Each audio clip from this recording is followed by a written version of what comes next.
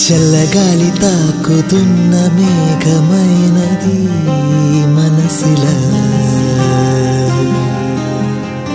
నేలకేసి జారుతున్న జల్లు అయినది వయసిలా ఎందుకంట ఇంతదగా నిన్న మొన్న లేదు కదా ఉండి ఉండి నెమ్మదిగా నన్ను ఎటో లాగుతుందా తప్పదని